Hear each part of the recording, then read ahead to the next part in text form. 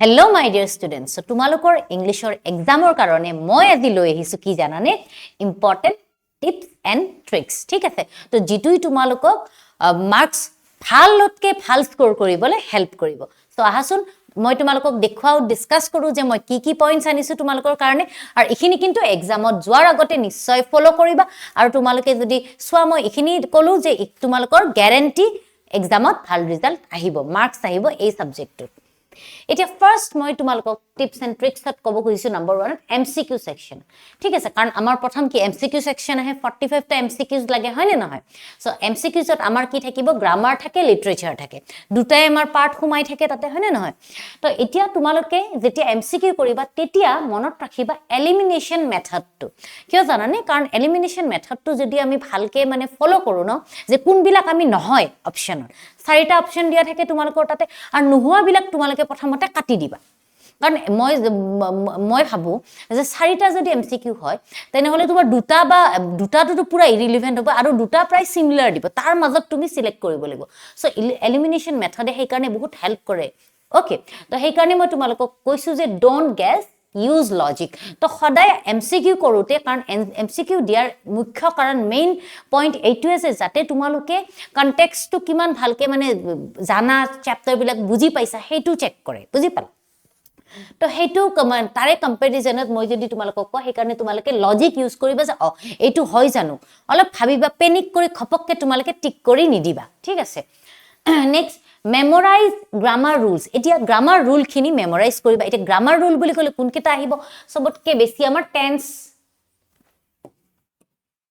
টেন্সৰ rule কেটা ভালকে চাবা তাৰ পিছত নেৰেশন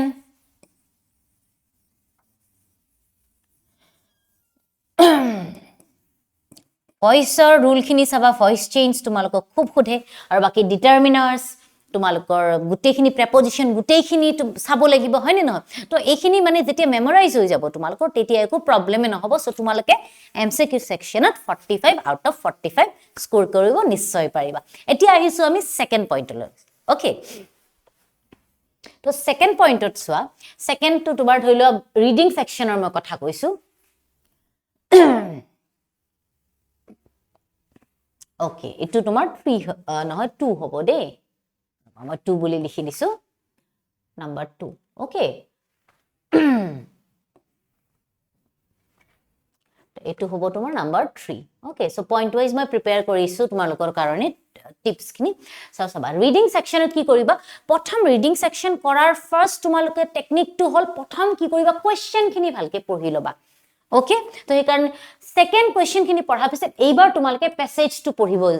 স্টাৰ্ট কৰিবা প্যাসেজটো পঢ়ি আন্ডাৰলাইন কৰিবা ইম্পৰ্টেন্ট হে কিওয়াৰ্ডস খিনি কি আছে কোৱেশ্চনটোৰ লগত ৰিলেটেড যিখিনি আমি আনসাৰত এড হ'ব আমাৰ হয় নে নহয়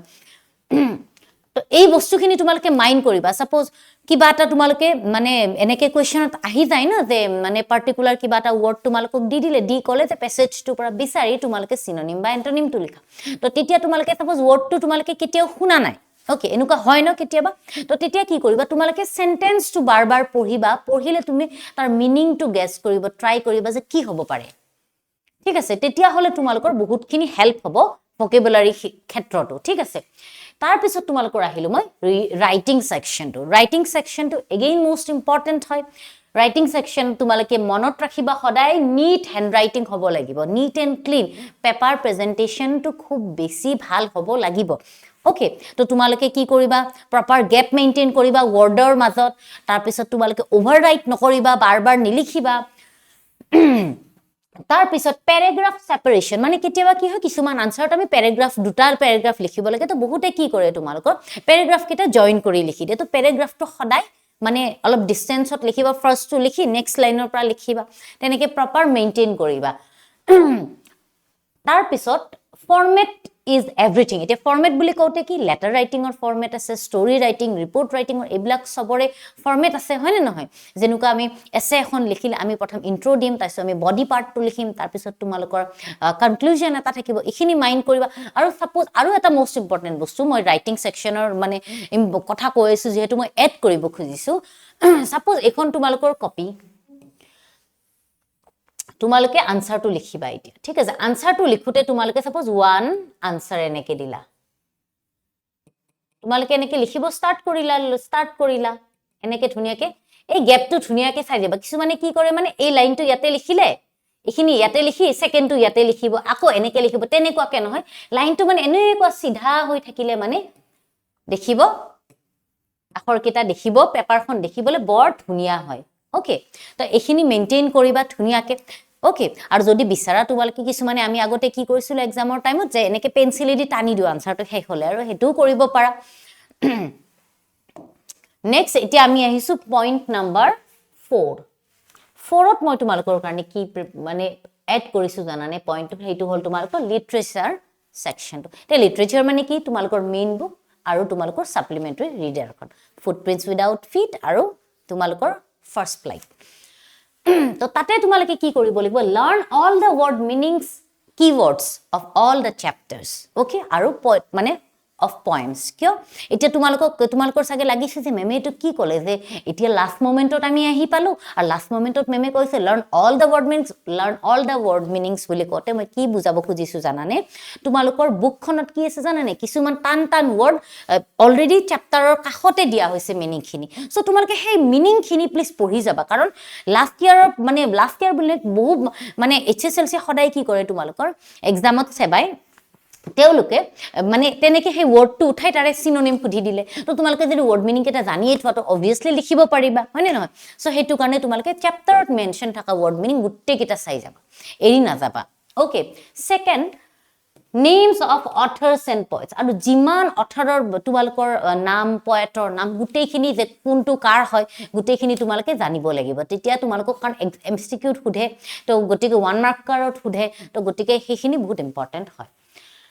next always answer to the point এতিয়া তোমাক যেটো প্ৰশ্ন খুদিছে তোমালকে হেতুৰহে আনসাৰ দিবা ঠিক আছে তো তেনেকুৱা সাপোজ এনেকে খুদিলে যে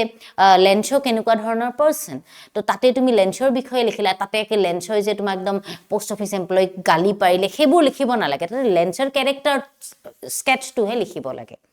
পইণ্টটো বুজি পাইছা তো আমি লিটাৰেচাৰ মানে সাবা বেলেগ সাবজেক্টৰ ক্ষেত্ৰত লিটাৰেচাৰৰ অলপ আনসাৰ ৰাইটিংটো ডিফাৰেন্ট হয় কাৰণ আমাৰ বহুতৰ এনেকে দেখা যায় যে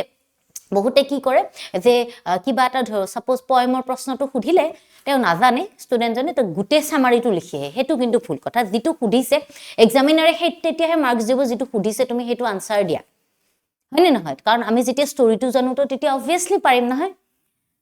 next don't exceed the word limit এতিয়া তোমালোকৰ 2 মাৰ্কসৰ হলে 40 words মানত লিখিলা কিন্তু তোমালোকে যদি 2 মাৰ্কসটো একদম 4-5 লাইন 6 লাইন হৈ গল তেতিয়া হলে অলপ মানে তোমালোকৰ টাইমও বহুত যাব আৰু মানে কি কৈছে পেপাৰখন টাইমত কমপ্লিট নহব কাৰণ পেপাৰখন টাইমত কমপ্লিট কৰাটো তোমালোকৰ বহুত ইম্পৰ্টেন্ট মানে কথা আৰু মই হিকাৰণে কও যে তোমালোকে 10 মিনিটস ৰিভিজনৰ কাৰণে ৰাখিবা 10 মিনিটস ফৰ ৰিভিজন তো ৰিভিজনে তোমালোকক হেল্প কৰিব যে কোড তোমালোকৰ কিবা ৰখি গৈছে নেকি কবাত মানে কিবা এটা ওয়াৰ্ড আমাৰ আনসাৰ ৰাইটিংত তেনেকুৱা হৈ যায় নে কিবা এটা ওয়াৰ্ড ৰখি গল ও এটো ধৰণ মই এড কৰিব পাহৰি গলো তোমালোকে তেতিয়া এড কৰিব পাৰিবা হয়নে নহয় সো ৰিভিজনে বহুতখিনি হেল্প কৰে কেতিয়াবা কেনেকুৱা হয় কিবা আমি letter T letter Torre support কাটিব পাহৰি গলো আই টৰে ডট এটা নিদিলো পাংচুৱেচন কেতিয়াবা আমাৰ ফুল ষ্টপ দিব থাকি গল ঠিক আছে এইবিলাক মানে এই ৰিভিজনে তোমালোকক গুটেইখিনি হেল্প কৰিব সো তোমালোকৰ যদি 2 ঘন্টা 50 মিনিটত পেপাৰখন কমপ্লিট হয় 10 মিনিট যদি তোমালোকে নিজৰ হাতত ৰাখা ৰিভিজনৰ কাৰণে এইখিনিতে তোমালোকে কপিখন টাই কৰি ধুনিয়াকৈ কাৰণ এক্সট্ৰা শীট লব লাগিব গুটেইখিনি টিপ টপ কৰি তোমালোকে 10 মিনিট সময় ধুনিয়াকৈ সেটেল হৈ যাব তাৰ পিছত কপিখন সাবমিট কৰিব পাৰিবা সো এইখিনি আছিল তোমালোকলৈ মোৰ ফালৰ পৰা এক্সামৰ আটাইতকৈ ইম্পৰ্টেন্ট টিপস এণ্ড ট্ৰিক্স মই আশা কৰো তোমালোকে এইখিনি ফলো কৰিবা আৰু এইখিনি যোনে ফলো কৰে হি নিশ্চয় এই ইংলিশ ল্যাঙ্গুৱেজত মানে এই বিষয়টোত 90+ মাৰ্কস স্কোৰ কৰিবলৈ নিশ্চয় সক্ষম হ'ব সো ইয়াকে কৈ আজিলৈ বাই বাই সো তোমালোকৰ এক্সামলৈ অল দ্য বেষ্ট